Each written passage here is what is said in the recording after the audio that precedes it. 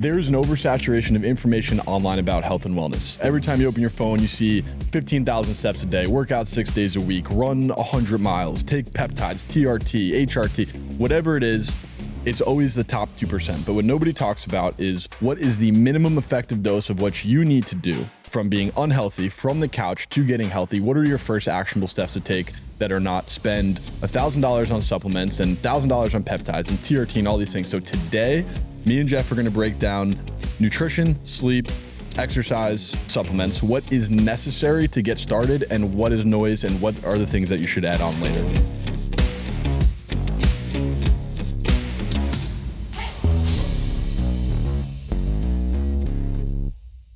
So Jeff, I think we should start with the most basic for them, which is nutrition.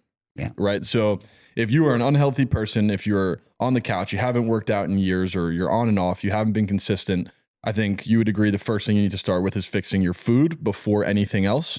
So let's work through, again, it's like you go online and you see, it's like, you got to eat 99% whole foods and it's like 90-10 beef. And everybody's first thought is like, eating healthy is so expensive. It's not. But let's break down just simple actionable steps for somebody to take into nutrition. Where would you start? I mean, first off, like I said, we're starting with nutrition first. Nutrition is 90% of the vehicle. And I think a lot of people forget that. You know, it's so easy to take the quick shortcut. You know, we live in a world where people just want the quick, the easy, the fast, immediate results. And food is a drug done right. And you don't have to be super meticulous. You don't have to go strict carnivore or keto or intermittent fasting. They all work, right? As long as it's applied appropriately. But I think a lot of people starting out, you know, they get overwhelmed and confused. They get, you know, paralysis or analysis or analysis by paralysis. It's like, we say 12 different ways. You know, it's like they overthink it. And all they got to do is start simple with food. Prioritize your meals as far as make sure you actually eat. You know, I think a lot of people go super strict. They don't eat frequently. So get a consistent meal plan, minimum breakfast, lunch, and dinner. Number one thing you should be always focusing on is having protein, 0.7 to 1 gram per pound of weight. It's an easy place to start. You got to have protein to build muscle, to keep muscle, improve your metabolic rate. So make sure all those meals, the staple is going to be protein. You know, I think when you get into certain types of activity, you know, carbohydrates to fuel it, or if you're trying to lose weight or you're trying to build muscle, obviously we're not talking specifics here, but, you know, make sure you have enough calories to support what you're doing. I think that's a lot of times people think they have to be super, super strict. And it's just make sure you have enough fuel to support the activity and the goal that you're trying to accomplish. Yeah. So I think the first thing that you can do early on and first to move the needle drastically is up your protein intake. I think people underestimate the fact that you can change your entire body composition without lifting a single weight just by fixing your nutrition, upping your protein, and walk. Like, again, like obviously these are the basics. Like, yes, you need to layer in strength training. Yes, you need to layer in other supplements and additional things if you want to reach a certain goal. But if your only goal is to just get a little more healthy than what you are currently, don't need to walk 20,000 steps a day. You don't need to work out 6 days a week. Fix your diet, up your protein, and move a little bit. And I think people underestimate how much of a change that can make, and you need to build momentum with these things. And like being able to see how much of a change you can make just by fixing your diet, it'll get you to want to do the next steps. It starts a cascade of positive results, which creates better compliance in your food. Maybe you get physically active. I always say that's like the number. If you can start with nutrition, you start seeing some results. Then as you go, you tighten it up a little bit more. But I'll tell you, like, I've been in nutrition for 25 plus years. I used to be super rigid. And I've gotten to the point where as long as you hit like key things like protein, consistent protein at your meals, you're going to see results. Like I've gotten so much, not so rigid when it comes to my food, and I still get great results. So don't overcomplicate it. I think that's the biggest one is eat consistently, add protein. Obviously, you want to talk about hydration. That's another one people lack in. They don't drink enough fluids. You know, good rule of thumb. You could say 2 liters, or you could say half your body weight in ounces. A lot of people drink other things and beverages. You know, if people would focus on just trying to be 30% better consistently, you're going to see results. So let's give them like an actionable step plan. Because again, I think to put myself in the position of somebody that's watching this that isn't healthy, my first question to you would be like, man, I have been eating the same way unhealthy I have my whole life, and now I need to just flip and change my whole diet. You can tell me if I'm wrong, but what I would say would be like, pick one meal and fix one meal, right? So it's like, you don't need to, your Sunday you're eating unhealthy, and now tomorrow on Sunday you need to go grocery shopping, cook all this food and eat all healthy meals for the rest of your week. It's like, just start with pick one meal and pick breakfast, eat a healthier breakfast. Once you get that down your routine, then move to your lunch, then move to your dinner. Like, again, I think people look at it as like a 0 to 100 all the time, where it's like, I'm on the couch and now I'm going to take a GLP and fix my whole diet. It's like, you're asking too much of yourself from somebody that's done nothing on your health for the last however many years. And now you're trying to go all the way to 100. It's not sustainable. You're not going to last. And that's why people fail in the first 2 weeks. It's like, how can I maintain this? Like, pick a meal at a time, fix your hydration, and then just move one little step at a time. Like, stop looking this as a 6-month transformation and start looking at it as a lifetime thing. Like, this is your new lifestyle. This is your new habits. You're not going to get the results you want for the long term in just 30 days. It's just not going to happen. Yeah.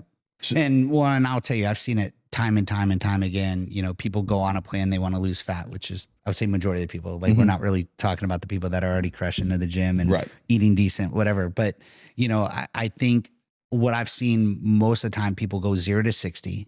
They drop their food drastically. It's not sustainable. They undereat. Now that work you do put in, you end up losing muscle in the process. Just like a lot of people on the GLPs, they're not hungry, not eating. All of a sudden, metabolic rate slows down. And so, you know, making sure that you start with one meal, get your breakfast right. Maybe come up with 3 breakfast options that protein's the base. Maybe you got eggs, or you have, you know, you could get into yogurt or cottage cheese, but like, have like 2 or 3 meals, fix that, and then move to the next, just like you said, you know, and as you kind of start tightening it up, because you fix that one meal, you're going to see results. And then as you start seeing results, you're probably going to want to fix the lunch, and then you're going to want to fix the dinner. So, you know, don't go into the deep end. Let's walk through the, you know, the shallow end first. And so I think the 3 steps would be, first, fix your protein intake. 1 gram per pound of body weight. Second, would you say like cut liquid calories maybe if you're trying to lose fat? Cut unnecessary calories, processed sugars, like liquid beverages that do nothing for you. Try to get your hydration up. Water with electrolytes. You know, that is one supplement I would say I am a big fan of. Like, if you're going to go, don't buy all the supplements, but get a good electrolyte supplement. Sure. So 1, fix your protein intake, 1 gram per pound of body weight. 2, cut liquid calories. So that's going to be soda, alcohol, you know, Starbucks, caramel, coffee drinks, whatever that is. And then 3, would you put in immediately like a don't eat past this time yet? Or I wouldn't say so much don't eat past a certain time, but really start watching like the amount of carbohydrates you eat, especially if you're trying to drop fat. So I do like carbs done right. Maybe in the front part of your day, you have a little more carbohydrates, and then later in the day, you might reduce some of the carbs. You know, I think a lot of people have the misconception that you can't eat right before bed. It's what you eat and where you're at with your daily caloric intake. If your calories are already way over what you should be consuming, it's all going to cause them, even if it was healthy food. So, you know, try to make sure you're within a ballpark of calories. You don't have to be rigid counting down to the exact calorie. I wouldn't even, like, what do you think? For someone starting, I probably wouldn't even recommend, don't even start counting your calories yet. Like, it's not necessary. Just pick a meal, fix a meal. Just clean the meal structure up. Because again, this is where it gets into like, you download MyFitnessPal and now you got to log all these foods, and now you're eating healthy. You're like, this is too much for me right now. It's like 1 step at a time. Don't worry about counting calories. Fix a meal, then fix a second meal, then fix a third meal, like one thing at a time. And so what would your third step be then? If it's not going to be, let's give them 3 steps. So it's fix your protein intake, 1 gram per pound of body weight, cut your liquid calories. What is an actionable step 3 that someone could take easily off the bat? Yeah, just try to go more whole food. Whole foods. I mean, really, that's like, get away from a lot of the processed quick crap. If you cut a lot of the crap that's in like some of the processed carbohydrates, the quick calories that don't make you feel satiated, you go to whole food, you could eat a lot more whole food. That's why, like, you don't have to sit there and count calories. If I have you do one shift, the macronutrient structure, get more protein first, you know, whatever else comes with it, fine. If it's coming from whole food, you're going to be bulletproof. Like, you're probably going to be where you need to be calorically. You could eat a lot more of it and you're not going to gain weight. Yep.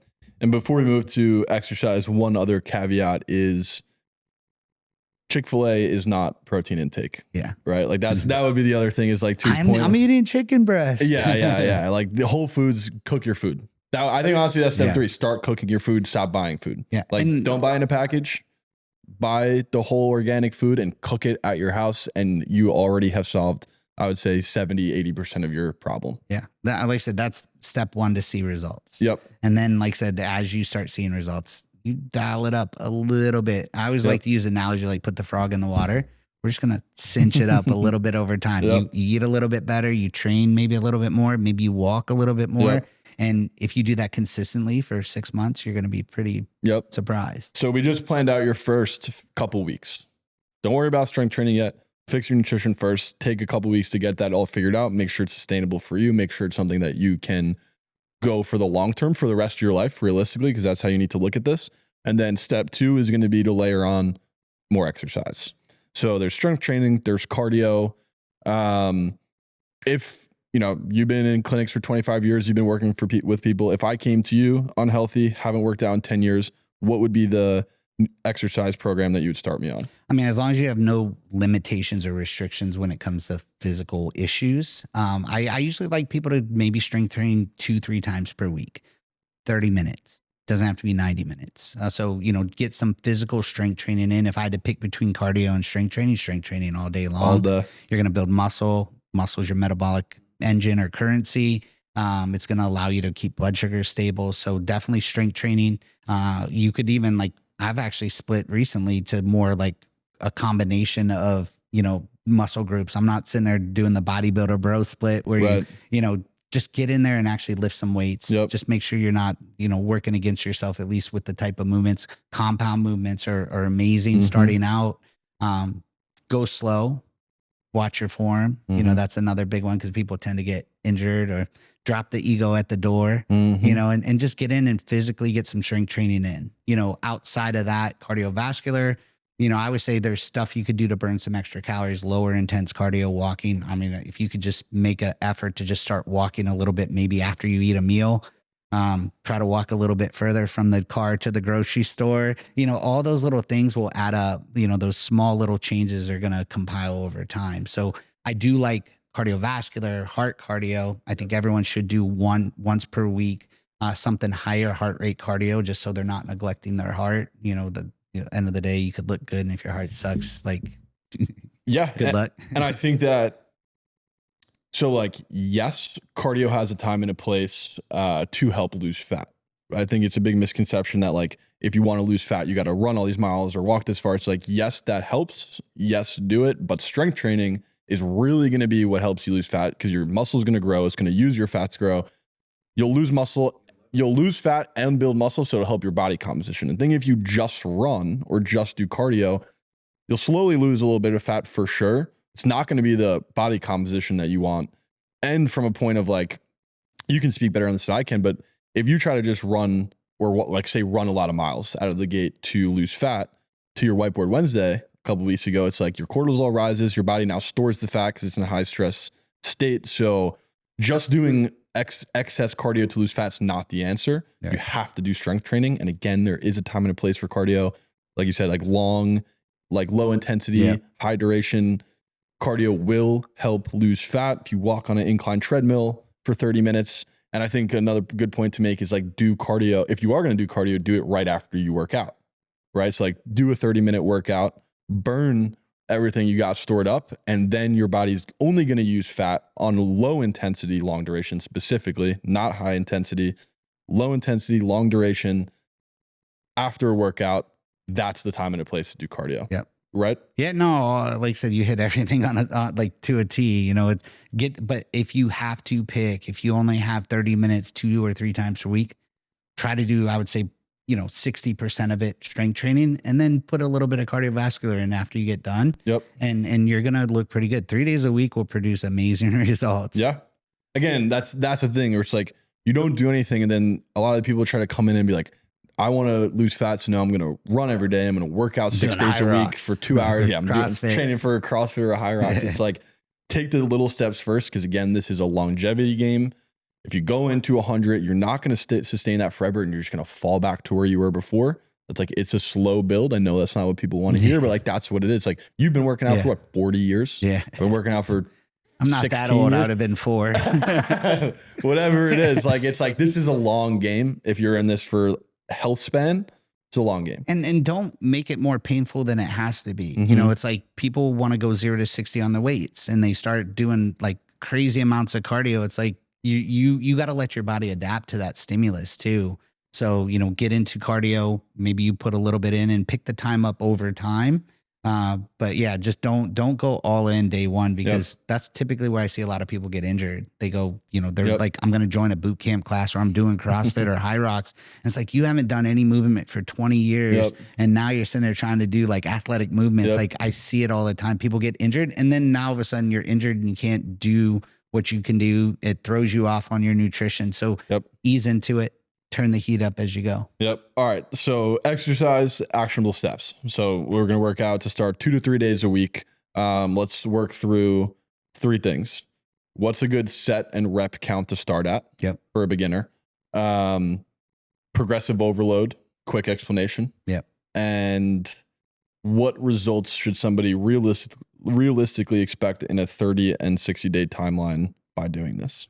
So let's start with sets and reps. Sets and reps. You know, I talk about strength training is you want to make sure that you're fatiguing the muscle in a hypertrophy range, unless you're training for something specifically. So 8 to 12 repetitions is usually great to build muscle and kind of have some decent aesthetics to it. So try to shoot for 8 to 12 reps on most of the strength training movements.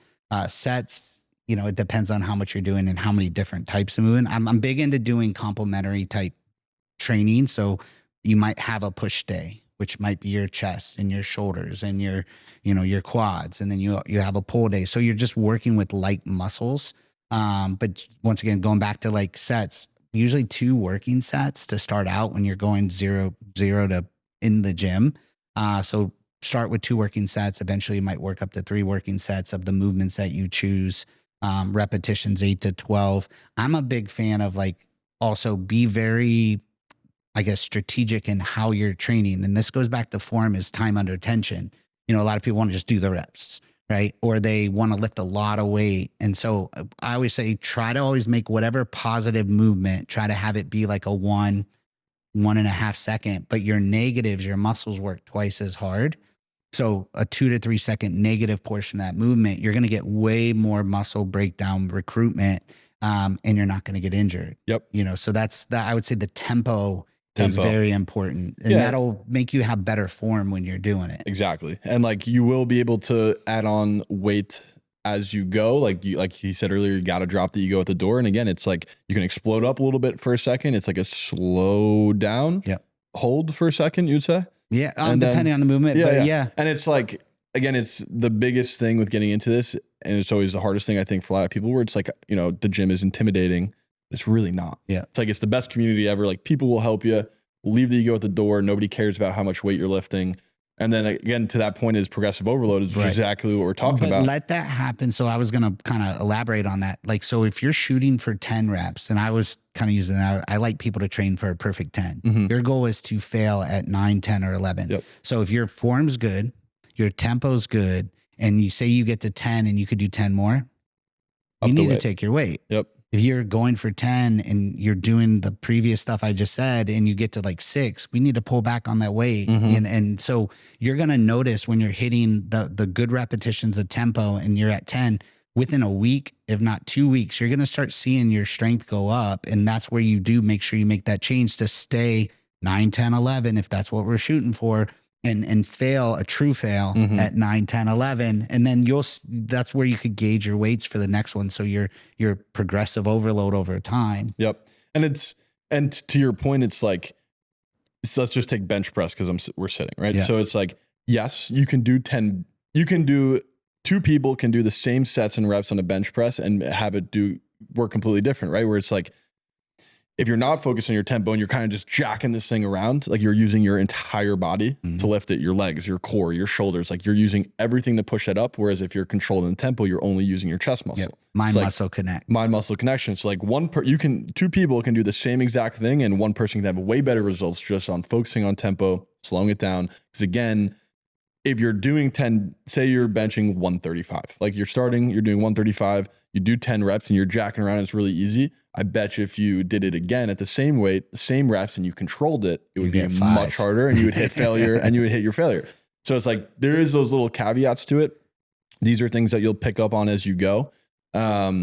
But progressive overload is super important. Like that's the way you're going to keep growing. Like once it is comfortable to do it, if you are controlling your tempo and you do hit 10 easily, go to 155. And again, don't jump to 225 because you think it's so easy. Add 10 more pounds on and 10 more pounds on, and just keep going that way. So progressive overload. And then what results should somebody realistically expect on a 30-day and then a 60-day timeline following the nutrition steps we gave and now the exercise? So that's a key. Following proper nutrition, you'll see body composition change probably within the first couple of weeks. You're going to start seeing the muscles get stronger within a couple of weeks. But that's all dependent on food, because you could train your butt off, and if your food's not supporting it or you're not having muscle or protein to build muscle, you're not going to see the same results. So, make sure you nail in the nutrition first, the physical movement. Within a month, you'll be pretty surprised. You'll start seeing the clothes getting loose. Maybe things starting to fill out in areas where you want to see it. Sometimes don't get discouraged. If you go from not strength training to strength training, be okay with, don't get caught up on your weight, because that's a big one. People start strength training, especially females, and then they're like, I don't get it. I'm eating better and I'm at the gym, and all of a sudden, like, I'm not losing weight. Well, if you're transitioning and putting on muscle and dropping fat, which fat is more volume, you might not see the scale move at first, but that muscle you put on, you should start seeing the scale drop as you go. Yep. No, completely agree. So we got nutrition, we got exercise, and to his point, these are not one or the other. All of these things have to happen together, which is why it's so important to take it slow on what you can do consistently, because the guy that does 2 to 3 strength training days a week and eats right will be a lot in a better position after 30 to 60 days than the person that tries to go to 100 and is inconsistent across the board. We might do a really hard workout but not eat, or might eat really well and not work out. Like, be the consistent guy. Don't be the guy that's shooting for the stars out of the gate where you get hurt and you mess everything up. It is not sustainable.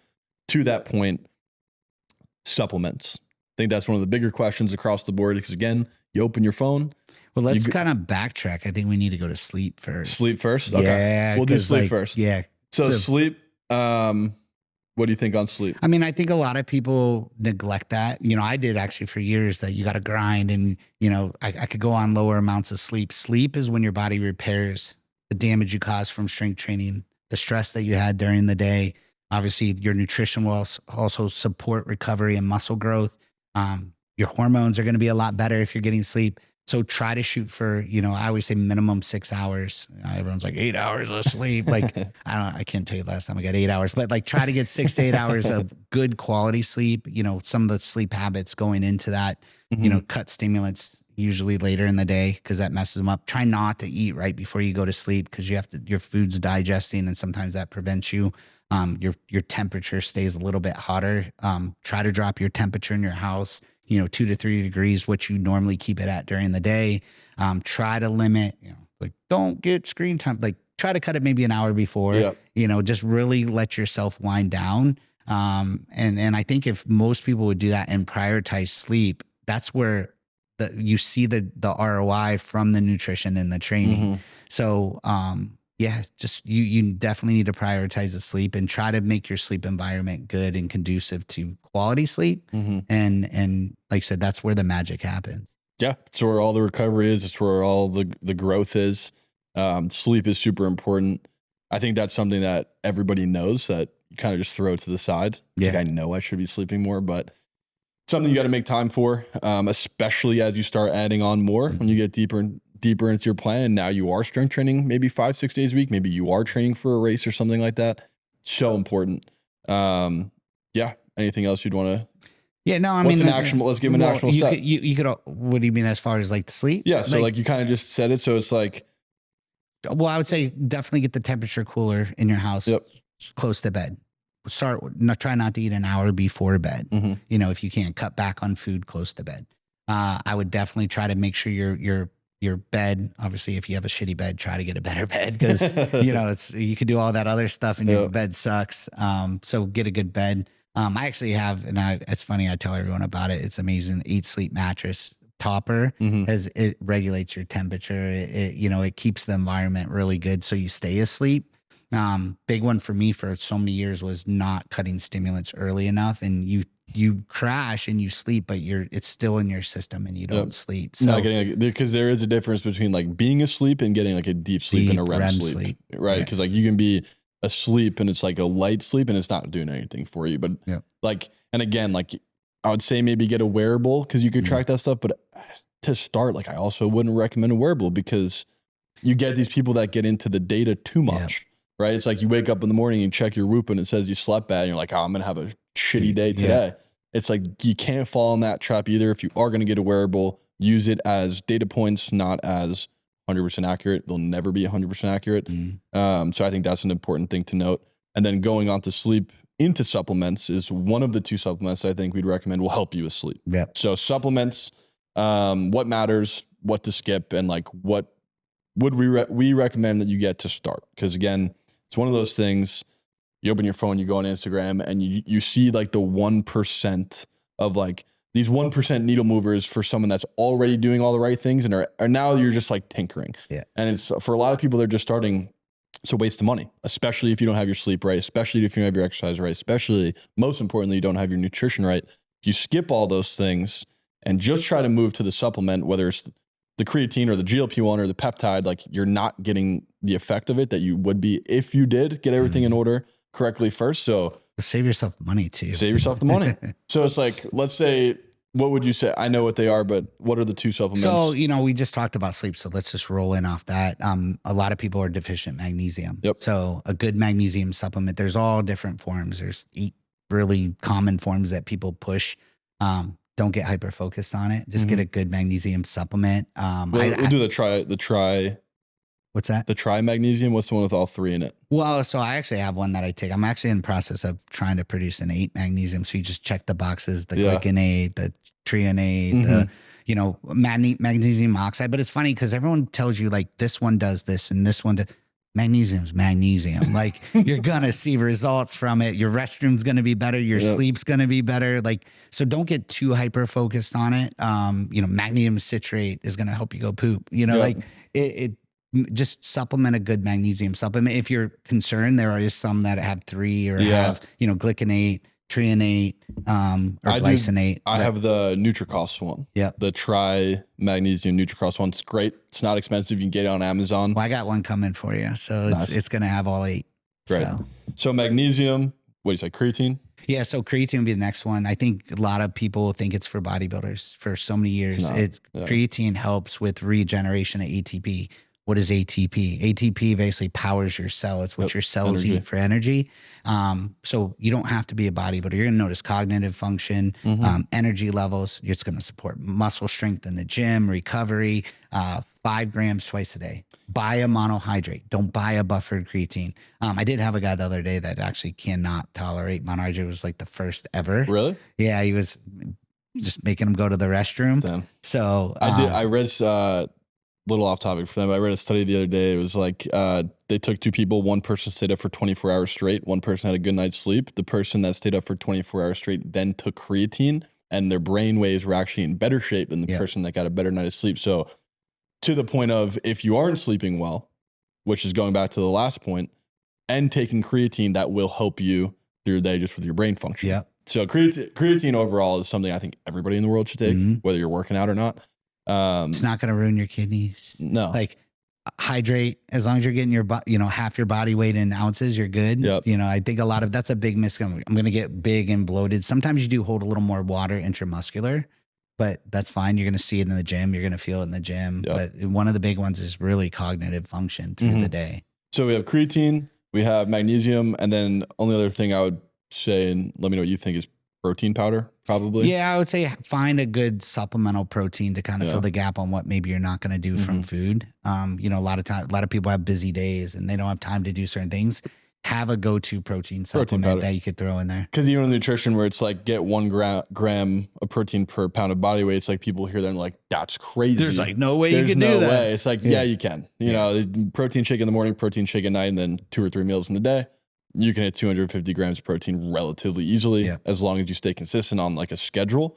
So protein powder, creatine, and magnesium. Those are the 3 things that you should buy if you're starting. Everything else is extra. Like, yes, getting all these other things will have a benefit, and there is a time for it, and you should layer them in eventually, but your body's gonna be so responsive to anything you put in it at this point. Like, again, after being neglected for so many years, don't overload it. Well, and I'll tell you, a lot of people, it's kind of one of those things like, yes, this supplement could help this, and this could help that. Fix your food, your training, and your sleep, and then you'll see what do you need to supplement. Well, that is the issue point. are you having? It's a supplement to fix a problem or a situation that's going on. Like, don't just take all the stuff because it's supposed to, like, fix the core things first. And I'm big into that, even with like medications or peptides or whatever. Like, start with the basics, and then you try the one so you know what's doing what for you, and you could be a sniper on the problem then. So I think people completely overlook the fact that most supplements are just things that you can get from food anyways. Yeah. So by fixing your nutrition and you're eating whole foods, all these other supplements that you might consider, that you might ask, like, should I take vitamin D? Should I take vitamin B? Should I take... Most of those vitamins that you need, you get them from your food anyways. So it's like, what you're supplementing is nutritional deficiency. And if you don't have nutritional deficiency, because we already solved that in step 1, you don't need to spend all the money on everything else. Spend the money on the food first. So with that, actionable step, protein powder, buy a good creatine, buy good magnesium. NutriCost is great. Yep. Anything else you'd recommend company-wise? I think NutriCost is probably the... Yeah, no, I like them. They're third-party tested, good quality. I mean, I use quite a bit of NutriCost stuff. I've tried all the expensive brands out there, and like, they're comparable. Protein powder, again, to make it easy, just get a good protein powder. But if you do want to take another step, let's break down the 2 different... So you can take... Well, so you have a lot of times you're going to see the cheaper powders are going to use like a concentrate. Most people are fine with it. Some people, it does upset their stomach. I usually like more of an isolate protein, something a little bit easier digested, faster. Couple good brands out there. I love NutriBio, has a really good quality one. They taste decent. Just find a better quality. Don't buy the cheapest form. Make sure it's not all casein. Well, that's what I was gonna say. So there's 2 types, right? You can get like your isolate, take it throughout your day. If you do want to take another step, you take the casein at night before bed. Basically, you think about it as like slow release protein. Slow digesting. It basically can feed you up to 8 hours. So while you're sleeping, it's slow releasing protein, which is helping your growth and helping you restore. So if you do want to get a little crazier on the protein side, you can get both. But again, you're just going to start. Just get. Or if you're not lactose intolerant, and even there's some cottage cheese is amazing. It's a casein protein. So that with some high quality Greek yogurt, awesome. So that's supplements. Anything outside of that you're thinking about? Again, yes, it can have a benefit. No, you do not need it right now. That's phase 2. Like, let's just get started. Let's not break the bank and do this, because then again, you can get into this and you can get 15 different supplements, but you're not going to take that every day. Like, you haven't done anything for years. Don't expect yourself to take timed supplements throughout your day every day. It's not sustainable. It's not going to work, and you're going to fall off. So we fixed nutrition, fixed exercise, all step 1s, sleep, supplements. I mean, I think let's wrap this up with like a quick, like, let's do a 90-day benchmark. Well, and what I would kind of add to that, which a lot of people want to spend money on other things, put it towards some blood work. Get some basic blood work. Blood work is super important. Because then you kind of can see the cause and effect too, and watch a lot of your cholesterol markers, your blood sugar, your fasting insulin. I like when people could see that when they get ready to start, because that is motivation alone, outside of you seeing the physical aesthetics or how you feel, cognitive function. Seeing things improve on your lab markers is enough to make me want to keep doing it. It's easy to forget that, because like, we live in this world, but the fact that every single person alive doesn't get blood work at least twice a year is absolutely crazy to me. At least once a year, please. It's again, like, how can you start fixing things if you don't know what to fix? Right? You don't know where you're going if you don't know where you've been. Exactly. And again, if like you want to start buying all these supplements, find out what you need. Because again, you can buy all these things, but get your blood work done first. Find out what you're deficient in and fill the gaps slowly. It's like an all or nothing mentality right now with health that's just like super damaging to people, right? It's like you're going to spend $3,000 when you haven't done anything for 10 years to get 100 supplements and peptides and TRT and all these things, which again, all of those things are great for you. in the right time, in the right place, after fixing the basics. So I just think overall, I think this is a good plan for somebody to start. Let's give them a 90-day benchmark of like, if you do these things, here's what it should look and feel like in 90 days. And then you move on to another phase 2. You can up your strength training. You can fix your nutrition a little bit more. I would even say 60, you're going to see a lot happen in a 60-day period. Yeah. You know, your body comp's going to be drastically better. Your energy, your mood, your sleep, all of those improvements are going to have probably 30 to 60 days. You're going to see a drastic improvement across those. And then, you know, like I said, maybe check some lab markers. And then at some point, you know, then you cinch it up a little bit. Yep. You know, I think a lot of people just hit the core basics and just get consistent with it first. Yep. And if more people would do that, I think more people would continue on doing that. Mm-hmm. And that's something that we've always done at the clinics. Like, I don't try to throw people in the deep end. It's like, let's do the 3 pillars, you know, and really get them moving in the right direction and then build off that, build the momentum as you go. And then it's long-term. It's going to be easy to sustain that. And, you know, it's not feels like, oh my God, my life sucks and I don't have any social life. And, yep. you know, so, you know, just dip the toe in the water and then slowly just keep amping it up. The minimum effective dose for what you need to be healthy is so much less than you think. Yep. It's cheaper than you think. It's easier to achieve than you think. Don't get caught up in all the saturation of information online. Like, it is pretty basic stuff and it's things that you already know. Like, if you're building this and you need to like call 10 people to figure this out, like, you're already doing too much. Everybody knows the steps that they need to take to be healthier. It's just a matter of doing it. So make a sustainable plan that you can be consistent on, because none of this works without consistency. Just won't. And that's why we're saying start light. And on top of that, it's like the money factor. It's like, I know the biggest pushback with this, where it's like, oh, like, it's just so expensive for me to do this. It's like, well, open your bank account and figure out how much you spend on fast food every month, on Starbucks every month, on all the nonsense that you buy, on all the candy and you stop in the gas station and you get the donut. You'll like, save money. You will save money eating healthy. And I know people don't believe that, but like, you will. And down the road, you'll save a crap ton of money. Because you're not going to the doctor. Right. Yeah. So it's like, you're going to spend the money either way, spend it now or spend it on medical bills because you've been trashing your body for the last 20 years, but that's on you. You want to be healthy. This is an easy plan to approach it. And I think, like, if you watch this and you have other questions or you want us to break down something else, let us know. Like, I would like to see what questions you guys have. We can work through it. Maybe we'll do an episode on like, what is phase 2? Like, once you hit 60 days of this, like, now where can you go from here? So if you would like to see that, comment, let us know, subscribe, and thanks for watching.